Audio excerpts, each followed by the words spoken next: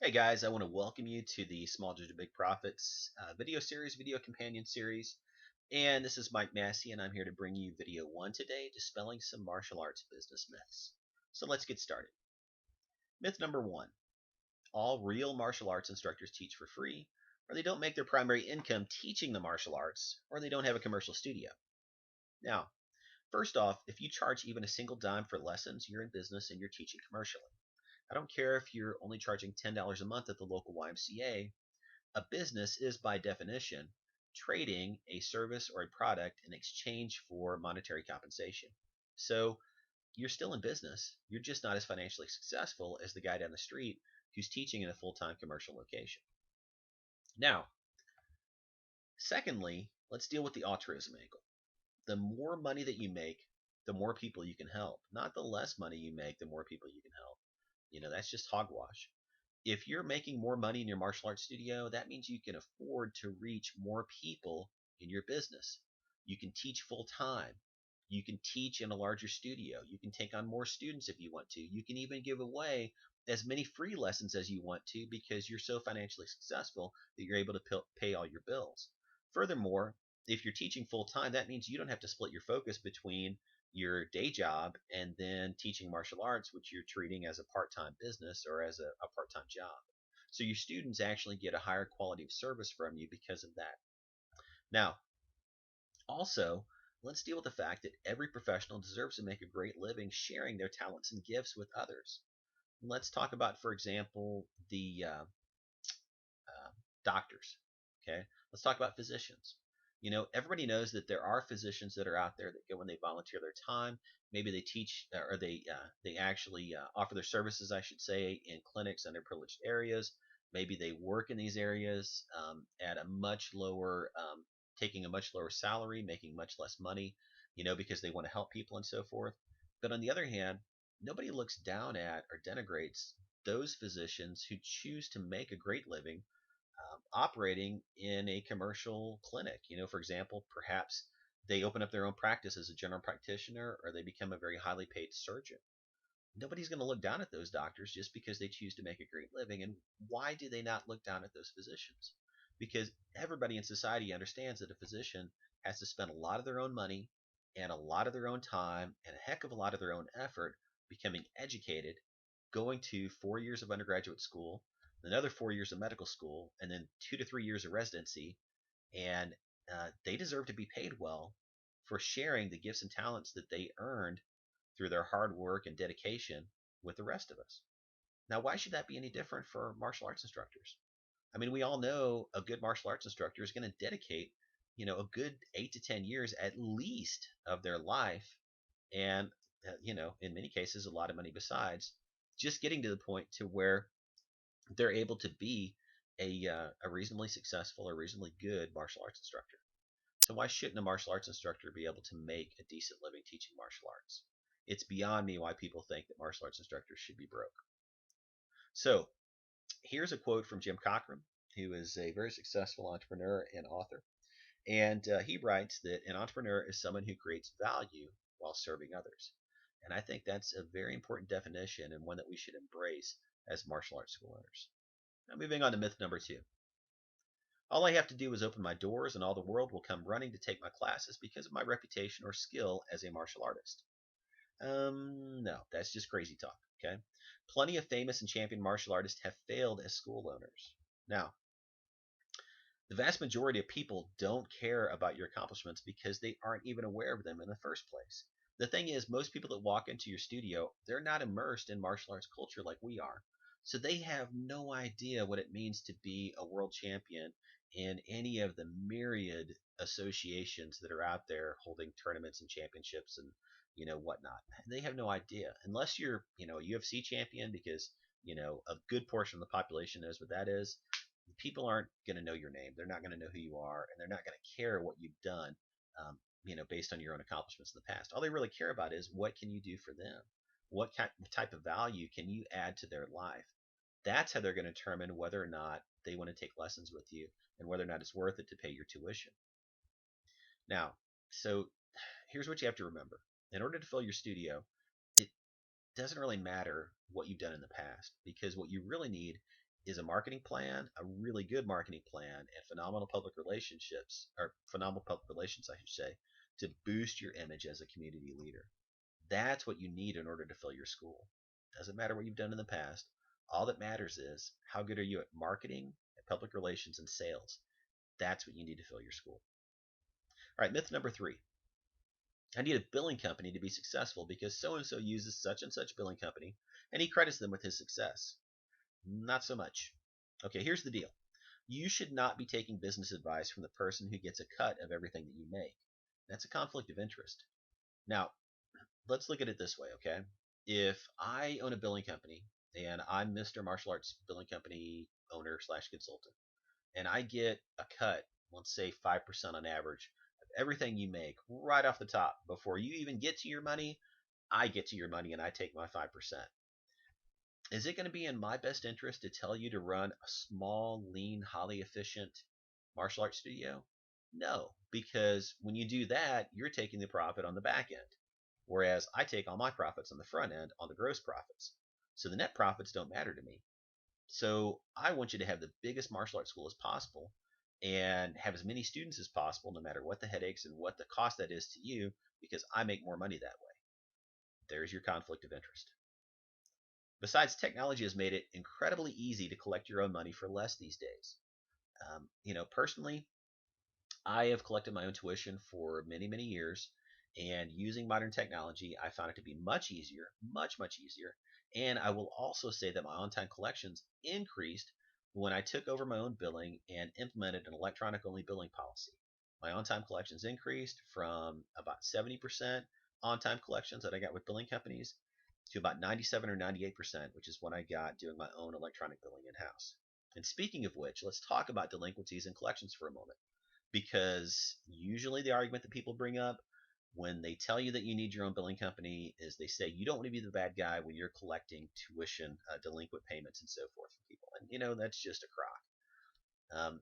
Since I've started doing my own billing, I the way I handle delinquencies is very simple. I get to be the good guy, not the bad guy. I will call up, whoever the student is and say, hey, Mrs. Smith, I just wanted to let you know as a courtesy, this is Mr. Massey from Massey's Martial Arts, and just want to let you know as a courtesy that, your payment didn't go through this month. So I figure, we probably needed to update a credit card or something. So I just wanted to get with you on that and let you know so we could avoid that late fee for you this month. And then usually they come back with something. Either they'll fess up and say, yeah, it was a busy month, and, or a hard month for us. We had a, car breakdown or something. Or they'll just say, yeah, I really need to update my credit card. Thanks for letting me know. And so they'll give you the new number, whatever, and everything's taken care of at that point. And 9 times out of 10, I never have a problem with that client again because I got to be the good guy. I saved them the late fee. I'll also let them know if it happens again, they are going to be charged a late fee because there has to be some type of a consequence for frequent delinquent payers. But on the other hand, people that aren't going to pay you, they're not going to pay you no matter what. It doesn't matter what threat you give them. I mean, if you threaten them with them having bad credit, most of those people have bad credit anyway. And you're going to have a certain percentage of your clientele that's going to be that way. And I can tell you, in 20 years of teaching martial arts professionally as a school owner, and a good portion of that time, better than half of it, spent with billing companies, never once, not once in all that time, did I ever have a billing company collect on a delinquent account for me. Not once, never once, ever. It never happened. So the thing is, do you need a billing company? Honestly, no, you don't. Collect your money yourself and keep more of it in your pocket at the end of the month. Okay. So let's move on to myth number 4. It takes a lot of upfront cash to start a martial arts studio. I will need to take out a loan to get started. No, you won't. You can bootstrap a school in about the same amount of time it takes to get an SBA loan. Now, for those of you guys that don't know what bootstrapping is where you start a business with a very minimal capital investment in the beginning, mostly from cash on hand, and you run that business on a shoestring budget until it is self-sustaining. And then, as the business grows, you roll your profits back in the business to grow the business and expand it. Okay. Now, an SBA loan is a small business administration loan. They tend to have the most favorable terms for small business owners in borrowing. So it's a very popular way for people to get financing for a small business. However, the process to get a small business administration loan is a very lengthy process. It can take months, even up to a year. I've heard in some cases because you're dealing with the government, and the government moves slowly. Even after you get all the stuff to them for them to approve your loan, they say that it takes just 10 days for that to happen, but it typically, from what I've heard, takes longer. And it takes a long time. So in that time that you spent, that you were waiting to start your business, those months that you've spent going after that SBA loan, what you could have been doing is you could have been bootstrapping your business, teaching in part-time locations as I teach in this business system, building up clientele and building up revenue, building up cash flow in your business. You could have been bootstrapping that whole entire time. Now, the thing is, besides the bootstrapping issue and the time value of money, which is something I won't get into, but I discussed it in the book, um, there's also the issue of risk, because the more debt you take on when you start your business, the greater the risk. Personally, I would rather bootstrap a business, which is what I prefer to do, rather than taking out a loan and having that additional, you know, anchor, if you will, on my business, because debt acts as an anchor on your business. It slows down your ability to grow because you're having to pay back that debt. So initially, it helps you because you take on this loan and you're able to start your business, boom, right away. Okay, the loan genie comes in and you start your business, poof, overnight. But the problem is you've got to still spend all that time building up revenue, building up cash flow, and you're going to have to eventually pay back that loan. So later on in your business growth, in the secondary business growth phase, you're still paying back that loan, and that's money that you could be spending on growing your business or putting in your pocket. Now, I've bootstrapped all three of my martial arts studios, but in one of those schools, I decided to take out a bank loan in order to expand. And it ended up being a very risky proposition for me, because what happened was, and it wasn't a large loan, but I'd taken out a loan to expand my business, and tripled my overhead overnight. And then what happened was, immediately after I did that, the economy crashed. The mortgage crisis hit. And, the local, you know, town that I was in, that I was located in, was very, very, very heavily hit. I mean, the local economy was hit hard by the mortgage crisis. So the thing is that in order for me to make that nut every month, I had to do a lot of extra work, and I had a lot of extra worry for a good period of time, about a year, because I tripled my overhead. And if I would have stayed in my old location and continued to bootstrap that business, I wouldn't have had those issues. Okay, so in hindsight, probably wasn't the best thing for me to do, to take out a loan to expand my business. So the thing is, it just doesn't cost a lot to get a martial arts school open in the first place. I mean, I just told you that I bootstrapped all three of my martial arts studios because you don't have the high capital investment necessary for starting a martial arts school that you do in other industries. If you're talking about opening up a health club or opening up a restaurant, you can easily have an initial investment of $100,000, in equipment and fixtures in order to get one of those places open. But in a martial arts school, basically, you're opening up a box. I mean, a martial arts studio is nothing more than a box. You got a few chairs up front, you got to have an office, and you need to have a bathroom, some mats on the floor, and some pads, and that's it. I mean, I can open up a martial arts studio, and honestly, I've done this in the past. This is not an exaggeration.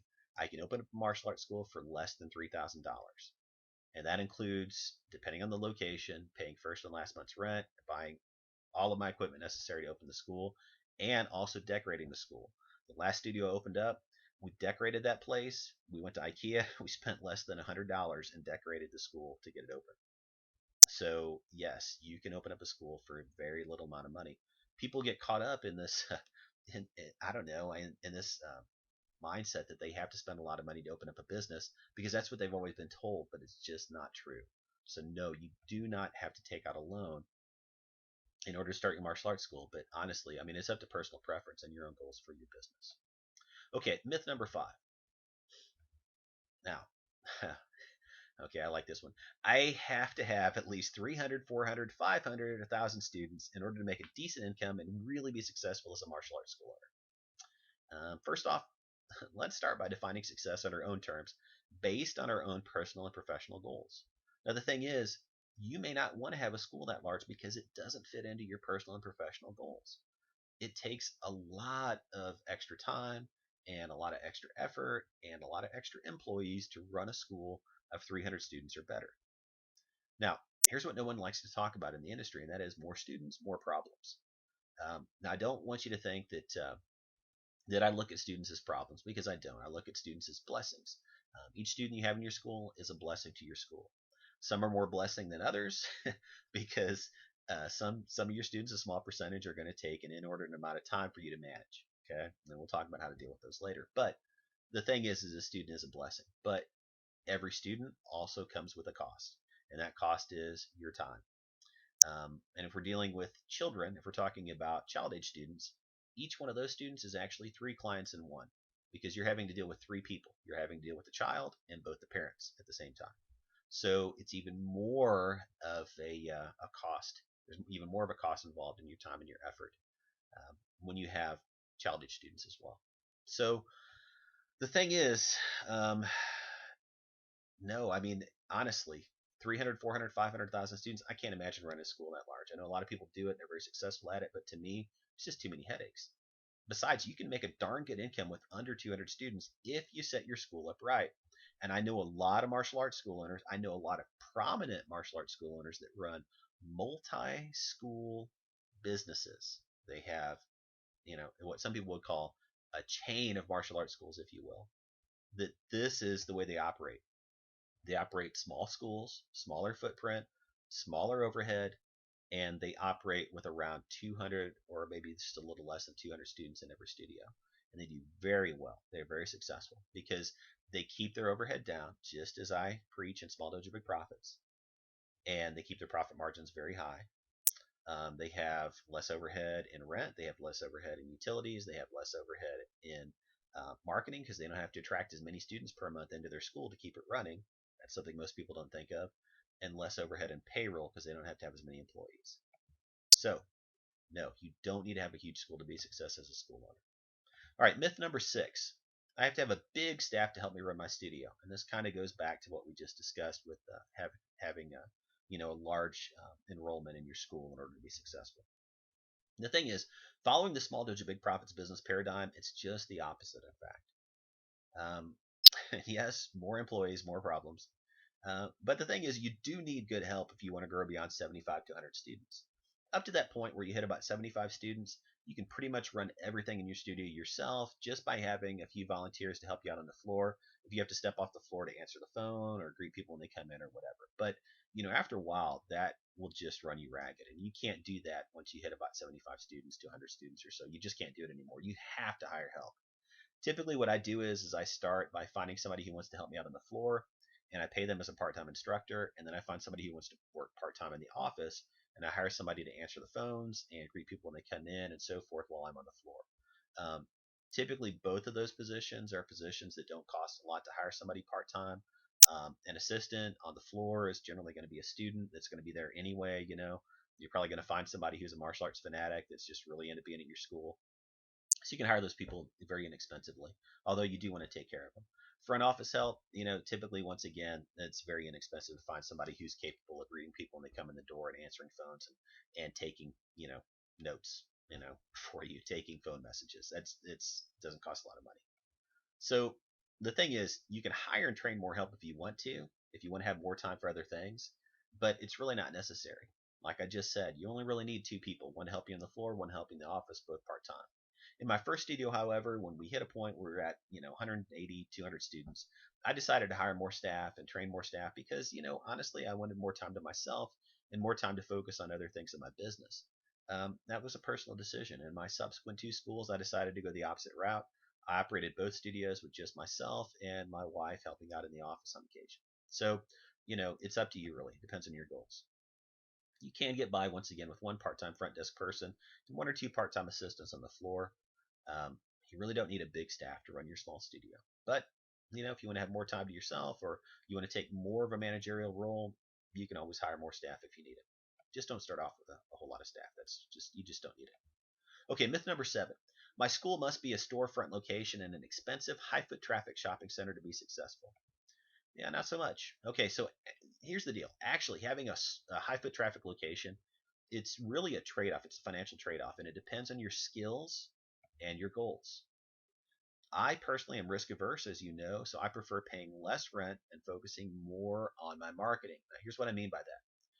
When you have a location, a lease space in a high foot traffic location shopping center, where there is a large anchor tenant, like a large grocery store or a large department store that's bringing in a lot of foot traffic into that shopping center, The property management people, they're going to know that that's worth money, that is a premium space. So they're going to charge you a premium price for that space. Many times it's going to be 2 times as much as what you would spend in another shopping center that's maybe tucked a little bit out of the way, or that doesn't have that big anchor tenant bringing in all that foot traffic in the parking lot. So here's the deal. Okay. Let's say that, you're paying, 250 a square foot for that high foot traffic location. You could have gotten $125 a square foot somewhere else. On a 2,000 square foot location, you're talking about, at $1.25 a square foot, an extra thousand and $250 per month that you could have been spending on marketing had you moved into the other location. That, you're spending that money, that extra $1,250 a month, on your high foot traffic location. But guess what? The problem with that is that foot traffic is seasonal, and you can't count on it all the time. Besides the fact, in order to leverage that foot traffic in that high foot traffic location, you have to hire somebody to be in there all day long to take advantage of that foot traffic, to make sure that when people are coming in and they're shopping in the morning and the afternoon, you don't have classes, that there's somebody there to greet them when they walk in the door, to set appointments, answer questions, and so forth, basically to sell those people. Now, it has to be a skilled person. It can't be somebody who doesn't know what they're doing, that doesn't have good sales skills. So 9 times out of 10, that's going to end up being you initially. So you're going to have to be there 14 hours a day.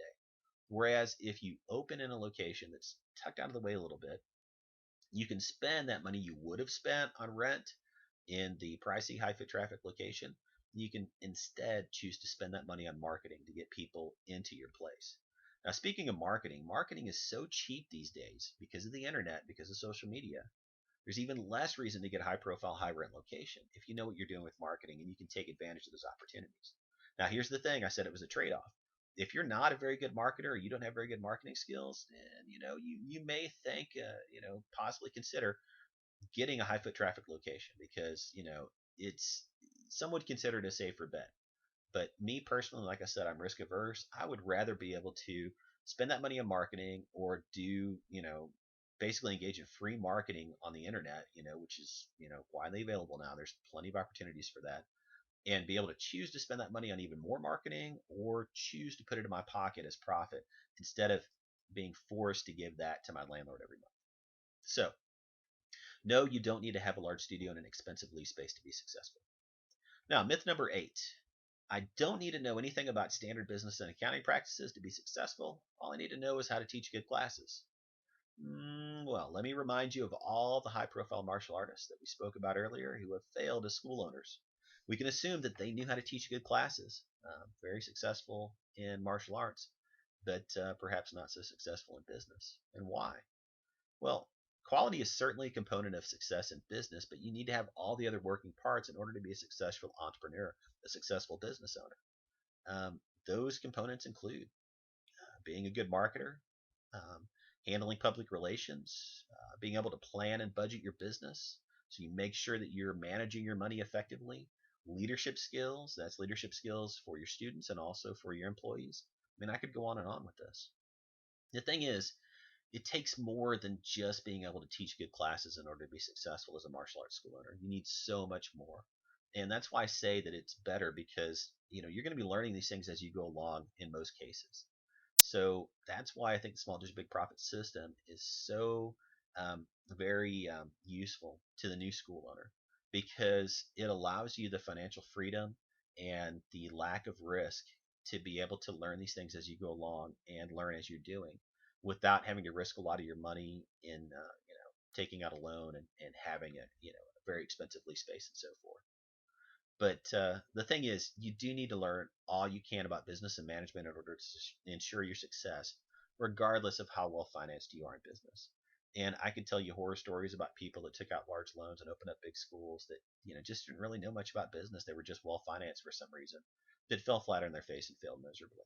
So it's in business, just because you have a lot of money to throw at something doesn't mean you're going to be successful. It's actually it works to your disadvantage in some cases. So learn all you can about business and management, and that will ensure your success. Okay, myth number 9. I don't need a business plan if I'm not borrowing any money. I'll just play it by ear and worry about budgeting later when I'm making money. Okay, well, you may have heard the saying that what matters in small matters also applies to great matters. Um, you know, you really do need a business plan, regardless of whether or not you're borrowing any money. Because if you can't manage a little small amount of money, how do you think you're going to manage it when huge amounts of money are coming in the door? And I've seen this with martial arts school owners, especially younger guys, where they start off with nothing, they open up a martial arts studio, and they're successful at it, and all of a sudden they're making a ton of money. And then guess what, man? They spend that money, they get a bunch of cash outs, and that money gets spent, or they just don't manage their money properly, and then something happens, and boom, they are sunk. They have to shut down their doors, or they almost lose their schools, or whatever. I mean, it really sucks. So the thing is, you do need a business plan. A business plan is basically what it serves to do is it serves as a roadmap that provides you with a starting point, so you know where you're starting from, landmarks along the way, which are your intermediate goals, your short-term and intermediate goals, and then a final goal, your long-term goal of where you really want to be in your school. And then it gives you a plan to get there. You have to have a plan. You have to know how you're going to get from point A to point B in your business. Otherwise, you're never going to get to point B. You're going to be stuck at point A or point A1 or A-2 for your entire life as a business owner. And I see martial arts school owners floundering all the time. They start their school, they get off the ground, they kind of get to the point where it's self sustaining, and then they never get past 50 or 75 students. And usually it's because they never took the time to sit down and plan out their business and plan out their marketing and know exactly how they were going to get to from point A to point B. Besides the fact when you have a business plan, it forces you to measure things. If you can't measure it, you can't improve it. Remember that. If you don't measure it, you can't improve it. So you have to measure everything in your business in order for you to be able to improve upon it. And a business plan gives you guidelines for doing that. So finally, on this one, I will leave you with this: fail to plan to fail in business. Okay, myth number 10, and this is the last one. I'll be able to spend all my time training once I open my studio. And this one makes me chuckle. I thought so too when I first started my business. I thought this is, I'm going to have the dream job. I'm going to be teaching martial arts full time. I'll be able to just train all day long, and I'll be, it'll be awesome. Well, the thing was, I was able to train more when I opened up my first martial arts studio. I used to spend about 3 hours a day training, in addition to teaching classes and so forth, and that was pretty cool. But I had been accustomed to working 10-hour days at my regular full time job, and then going in and teaching in the evening. So to me, by that point, I had quite a bit of free time on my hands. But that didn't mean I didn't work in my studio. I actually spent actual working time about 60 hours a week for the first couple of years that I ran my studio. And you should expect that as well. After you get your studio off the ground, you're teaching full time. Really, you need to plan to spend about twice as much time on marketing and administrative tasks as you do teaching on the floor for your first year. Now, some of you are thinking, oh my gosh, when I'm teaching 6 hours a night, Massey's saying I'm going to have to spend 12 hours a day on marketing administrative tasks. No, I'm not saying that, okay? Because for the first year or so, you're not going to be teaching that many classes. Only when you grow, when you get to the point to where you're teaching 150 or 200 students, that's when you're going to have 6 classes a night. By that time, you're going to have other people to teach for on the floor and so forth. What I'm saying is that you need to realize that if you're teaching, 2 or 3 hours a night on the floor, you're going to be spending, say, another 5, 6 hours in the office, working on marketing and handling administrative tasks, making sure that everything's running smoothly in your school. In other words, it's a full-time job. So just expect that. Okay. Now, it does get better once you're stable and you have your systems down. Once you have your systems down and you kind of have a handle on how things run in your school, you have a system going.